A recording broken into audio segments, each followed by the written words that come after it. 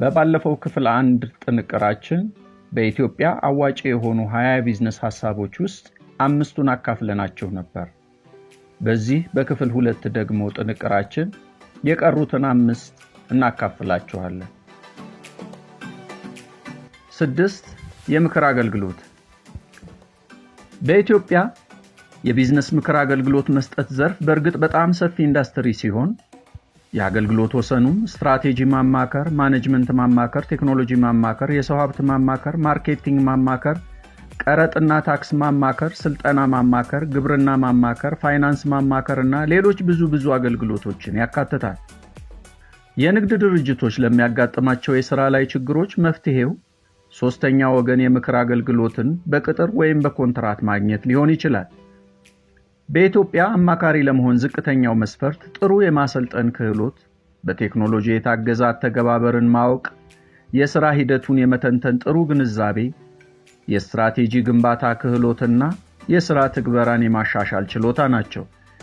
በኢትዮጵያ ይህንን አገልግሎት የሚሰጡ ብዙ ብሩህና ተወዳጅ የሆኑ ባለሙያዎች አሉ።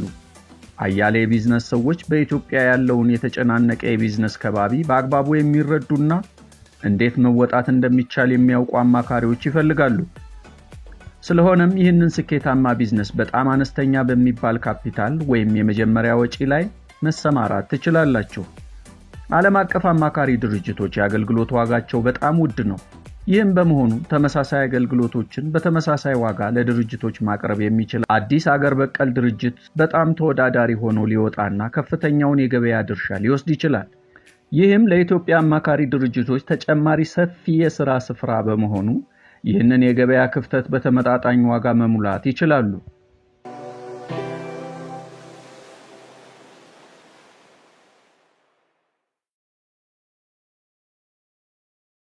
ሰባት የማስታወቂያ ድርጅቶች። በኢትዮጵያ የማስታወቂያ ድርጅቶች ከንግድ ድርጅቶች የሚያስከፍሉት ዋጋ ከጊዜ ወደ ጊዜ ከፍተኛ የዋጋ ጭማሪ እያሳየ ነው። በ2016 በኢትዮጵያ ከ1000 ጥቂት ዘለግ የሚሉ የንግድ ፈቃድ ያወጡ የማስታወቂያ ድርጅቶች ነበሩ። እነርሱ ደግሞ በመቶ ሺዎች የሚቆጠሩ ድርጅቶች አገልግሎታቸውን ያቀርባሉ። ካሉት የንግድ ድርጅቶች አንጻር የማስታወቂያ ድርጅቶች ቁጥራቸው በጣም አናሳ የሚባል ነው። ምንም እንኳን የድርጅቶቹ ቁጥር ከዕለት ወደ ዕለት እየጨመረ ቢሆንም የማስታወቂያ ድርጅቶች ለደንበኞቻቸው የሚያቀርቡት ዋጋ ግን በየጊዜው እየቀነሰ አይደለም። በምትኩ ቀስ በቀስ እየጨመረ ነው። ቀደም ባሉት ዓመታት በቲቪ እና በሬዲዮ የሚቀርቡ ማስታወቂያዎች የ1 ደቂቃ የቲቪ ማስታወቂያ 250,000 ብር ሲከፈል ለሬዲዮ ደግሞ 25,000 ብር ለ1 ደቂቃ ያስከፍላል።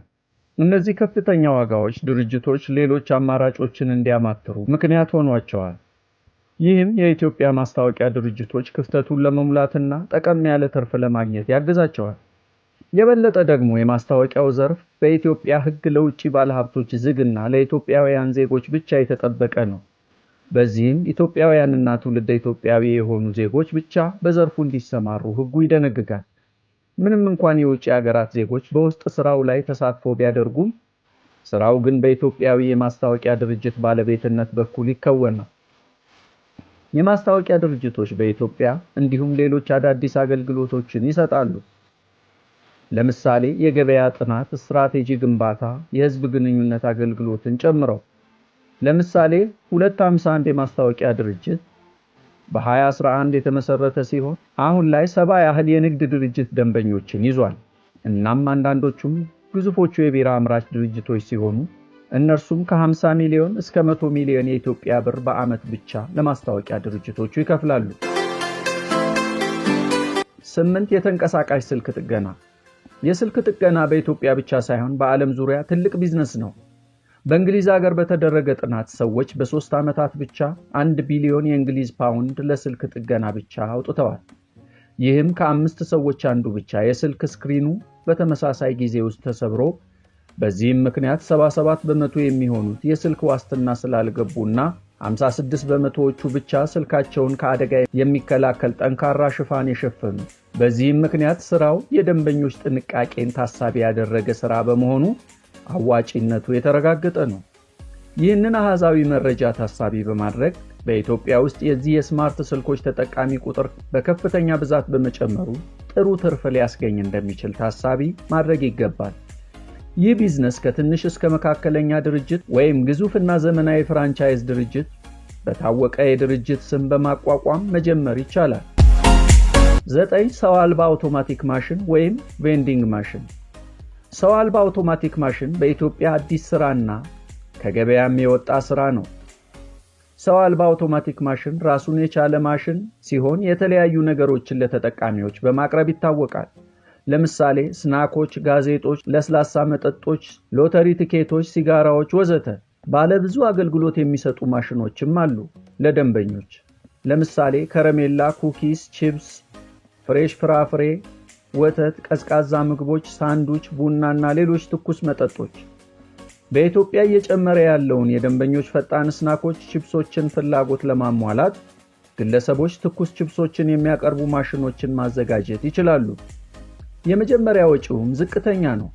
ብዙዎቹ ማሽኖች ቻይና ስሪትና ስራውን ለማስኬድም የሚያስፈልገው በየጊዜው ማሽኖቹን መፈተሽና የታቀደ ጥገና ነው። ለምሳሌ ስዊፍት ሚዲያ የተባለ ቢዝነስ ድርጅት የፊልም ማሽን ከቻይና በ50,000 ብር አስመጥቶ 85,000 ብር ይሸጣል። የራሳቸውን የፊልም ማሽን ተክለው ፊልም የሚያከራዩ ማዕከላት በከተማው ውስጥ ላሉ በማቅረብና ክፍተቱን በመሙላት እና ማሽኑን ከውጭ አስመጥተው በመሸጥ ላይ ይገኛሉ። ስዊፍት ሚዲያ እስካሁን ማሽኖቻቸውን በአዲስ አበባ በ5 የተለያዩ ቦታዎች በመትከል በፍላሽ ዲስክ ለሚወሰዱ ፊልሞች ከ25 ብር ወይም እስከ 300 ብር ድረስ ለተከታታይ ፊልሞች ያስከፍላሉ። 10 ሪል ስቴት። በኢትዮጵያ የትኛዎቹም የቢዝነስ ዕድሎች ያለ ሪል ስቴት ጉልበት ምሉዕ ዝርዝር መሆን አይችሉም። በኢትዮጵያ የሪል ስቴት ቢዝነስ በአዲስ አበባ ብቻ ሳይሆን በመላው አገሪቷ በከፍተኛ ደረጃ እየተቀጣጠለ ያለ ቢዝነስ ነው። ከፈጣን ከተሜነት ጉዞና ዜጎች ባለባቸው ከባድ የመኖሪያ ቤት ችግር ምክንያት ሪል ስቴት የአገር ውስጥንም ሆነ የውጭ ኢንቨስተሮችን እዚህ ሥራ ላይ ሀብታቸውን እንዲያፈሱ አድርጓቸዋል። የሪል ስቴት ቢዝነስ ላለፉት 10 ዓመታት ያህል ለኢትዮጵያ የሀገር ውስጥ እድገት ከ12.5 በመቶ በላይ አስተዋጽኦ አድርጓል። የውጭ ኢንቨስተሮች ገበያውን እየመሩት ነው። ለዚህ ደግሞ ዋናው ምክንያት ደንበኞች ስራውን ተረጋግተውና በግልጽነት የሚሰሩ ሪል ስቴት አልሚዎችን መምረጣቸውና የሀገር ውስጥ አልሚዎች ተጨማሪ ዋጋ በመጠየቅና ቤቶቹን ገንብተው ጨርሰው ለማስረከብ ስለሚዘገዩ ስራው ድካም አብዝቶባቸዋል።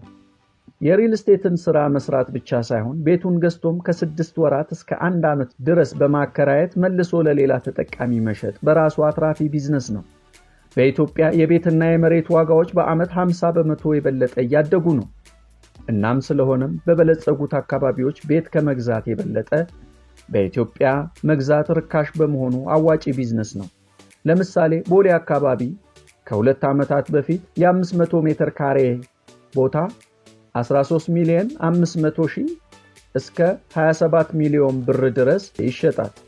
መርካቶ አካባቢ ሲሆን ደግሞ ተመሳሳይ መጠን ያለው መሬት 189 ሚሊዮን ብር ያወጣል። ኮንዶሚኒየም ቤቶችን በርካሽ ገዝቶ በቀላሉ በሚያምር መልኩ አስተካክሎና ሙሉ የቤት ዕቃዎች አሟልቶ ለውጭ ሀገር እንግዶች ለሳምንት ወይም ለወር ማከራየት ገንዘብን ባንክ ከማስቀመጥ የበለጠ ሌላኛው አትራፊ ስራ ነው። ጥቂት ምሳሌዎችን እንጨምር። አንድ 300 ካሬ ሜትር ላይ ያረፈ ባለ አንድ ደርብ ህንፃ በአዲስ አበባ ከአያት ሪል ስቴት በ460,000 ብር ይሸጥ ነበር የዛሬ 20 ዓመት በፊት። አሁን ላይ 9 ሚሊዮን ብር ያወጣል በትንሹ። ይህም በአማካኝ 2000 በመቶ ጭማሪ ማለት ነው። ስለሆነም ሪል ስቴት ቢዝነስ ላይ ሀብትን መዋል ዋጋው እየወደቀ ያለውን የገንዘብ መግዛት አቅም ከችግር መታደግ ነው። ቀሪ 10 አዳዲስ አዋጪ የቢዝነስ አይነቶችን እንቀጥላለን። ሐሳባችንን ከወደዱት እንደዚህ አይነት ወቅታዊ መልእክቶች እንዲደርሳችሁ ቻናላችንን ሰብስክራይብ፣ ላይክ እና ኮሜንት ያድርጉ። ለምንሰጣችሁ ነፃ አገልግሎት ክፍያችን እርሱ ነውና። ክፍል 3 ይቀጥላል። ያቆየን።